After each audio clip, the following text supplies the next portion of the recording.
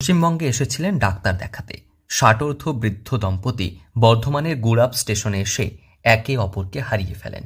চলতি বছরই এপ্রিল মাসের ঘটনা। এরপর একে অপরকে হন্যি হয়ে খুঁজতে থাকেন, তবে পাওয়া যায় না। অবশ্য এরপর এই বৃদ্ধ মহিলা খুঁজতে খুঁজতে চলে আসেন মেদিনীপুরে।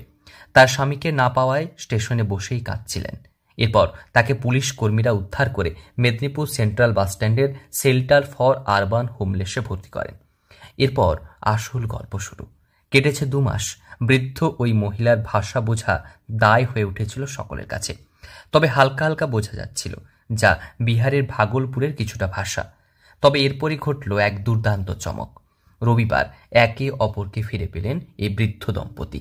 দীর্ঘ প্রায় 2 মাস পর তাদের দুজনকে মিলিয়ে দিল হ্যাম রেডিও ও সাংবাদিকেরা। মেদিনীপুরে এনাকে পাওয়া গেছে, ফুলের দেবী।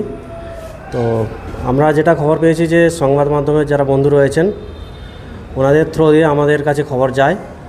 আমাদের সঙ্গে সঙ্গে যে মুহূর্তে খবর পাই আমরা এনার কথা বুঝে আমরা যতটা ধরতে পেরেছি যে ভোজপুরি ভাষায় কথা বলছেন, কিন্তু আমরা বিহারের ভাগলপুর সাইড বা ওই বিহারের সারাউন্ডিংসে বেশি জোর দিই। কিন্তু সারা ভারতবর্ষের মানে যত জায়গায় আমাদের সোর্স রয়েছে আমরা সেই জায়গায় কাজে লাগাই। তার ফলে আমরা সেখান থেকে ভাগলপুর থেকে এনার তথ্য পাই। আমরা জানা যায় বিহারের ভাগলপুর থেকে ডাক্তার দেখাতে এসেছিলেন এই বৃদ্ধ দম্পতি। তবে এরপরই তারা একে অপরকে হারিয়ে ফেলেন। ঘটনা এপ্রিল মাসের।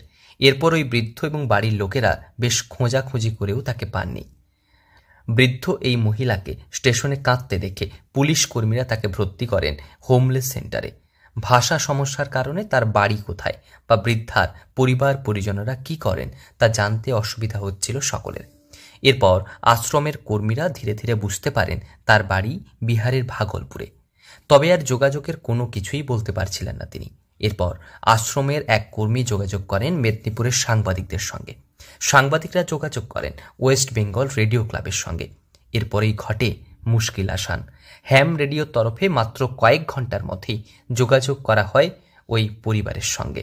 হ্যাম রেডিওর সহযোগিতায় এবং সাংবাদিকদের তৎপরতায় ওই বৃদ্ধাকে ফিরিয়ে দেওয়া হয়েছে তার পরিবারের কাছে।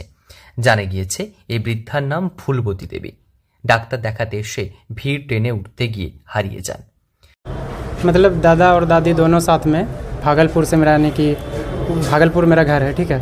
तो वहाँ से आए थे गुराप स्टेशन, यानी कि बर्धमान के आस पड़ता है। तो वहाँ पे डॉक्टर के यहाँ आए थे। तो लौटते समय ट्रेन पर से ट्रेन जब लौटते समय पकड़ने के लिए था ना, तो वहीं से मतलब दादी मिस हो गया। मतलब ट्रेन पे चढ़ गया, दादाजी नहीं चढ़ पाए, ठीक है। तो उसके बाद हम सब पूरा ढूंढे, नहीं मिला। ये 8 अप्रैल को मिसिंग हुए थे। आज 8 जून है ना, जून है। हाँ, 2 महीना के बाद कल हमको पता चला है। थाना से कॉल किया हैम रेडियो की तरफ से। तो फिर हम सब कल ही ट्रेन पकड़ के यहाँ पे आए। তবে প্রায় 2 মাস পর এই বৃদ্ধা ফিরে পেলেন তার স্বামীকে।